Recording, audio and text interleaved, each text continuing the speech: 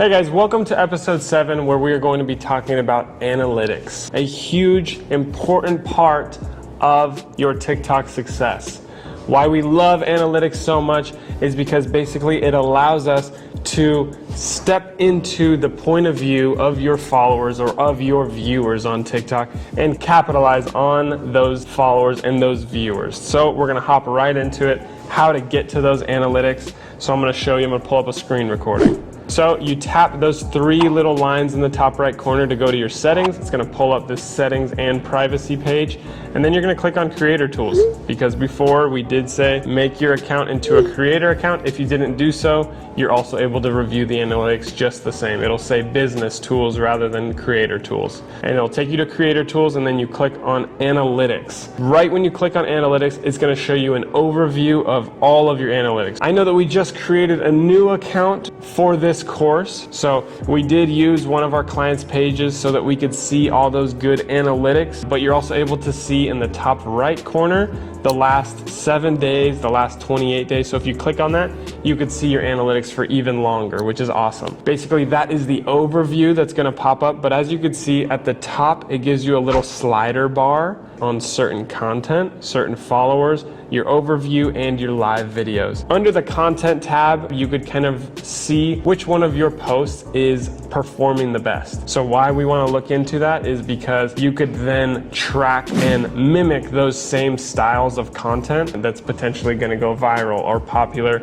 on the For You page. So that's what's good about that content tab. I'm gonna go over to the followers tab here, and this one's super important. This one's really awesome, and I'm so glad that TikTok gives us these analytics and stuff like that. You can see the amount of followers our client has here and how fast they grew those followers. It shows you the growth rate or the percentage of your growth rate. And then as you scroll down, it gives you a little deeper into those analytics, as in it gives you what gender is coming to your page the most. So that's awesome. You can kind of capitalize on that.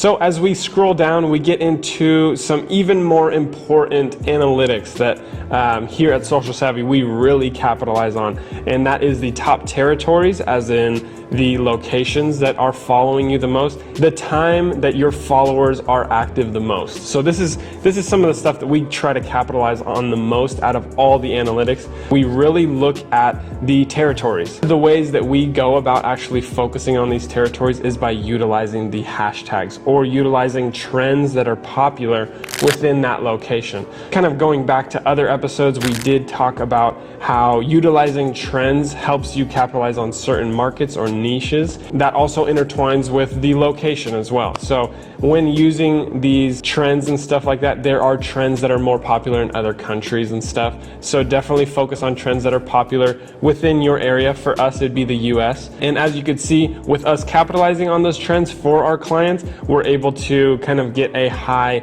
United States percentage. It does trickle in with other locations and countries and stuff like that, but it does give you the percentage, which is awesome.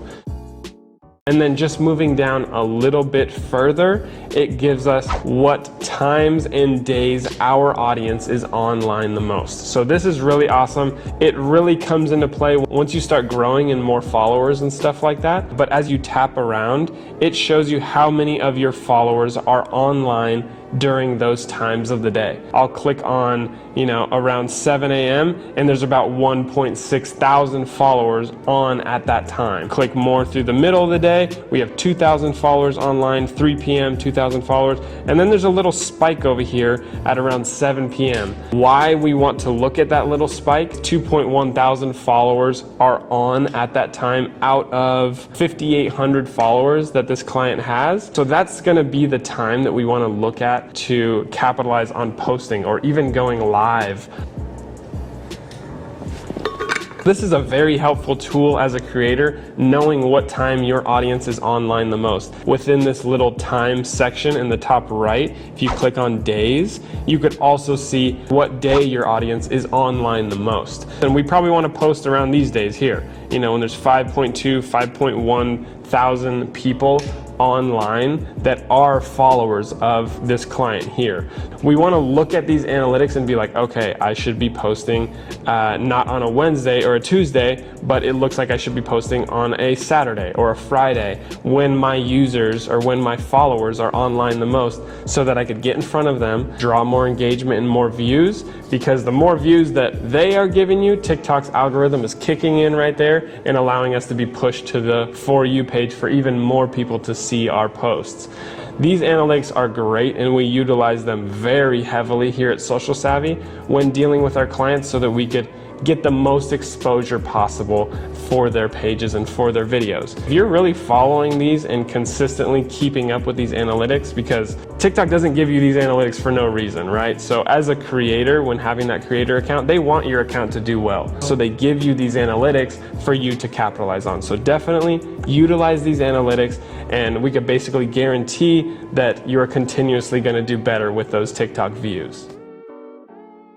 So a great example for utilizing those analytics would be to base your hashtags on those analytics with those locations, how we're able to continue that percentage to be predominantly in the US. For example, if you are a bicycle shop and you are based in San Diego and most of your analytics are coming from, Boston or Los Angeles or something like that, then you know to utilize hashtags like San Diego Bike Shop or SD Bikers. So these are great hashtags, and of course you want to look into them. Those were just examples of them. Don't make up your own hashtags, but look into hashtags that are relative to your market. We talked about in previous episodes, just typing in SD biking or something like that into the search bar, and it's going to bring up a whole bunch of these different hashtags that are relative to San Diego and biking. I think that is a solid way to capitalize on your analytics. Seeing that your location is maybe more popular in the East Coast rather than where your location is on the West Coast,